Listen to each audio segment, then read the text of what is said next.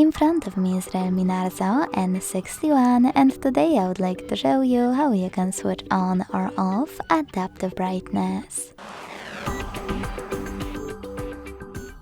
Begin by going into Tab menu and clicking on this shortcut of a sun on the right of brightness slider.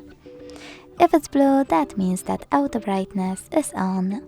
To switch it off, tap on the same one. You can also go into settings and hit display to manage adaptive brightness thanks to this switcher right next to it. Thanks so much for watching. If you enjoyed this video, leave a like, comment and subscribe. Bye!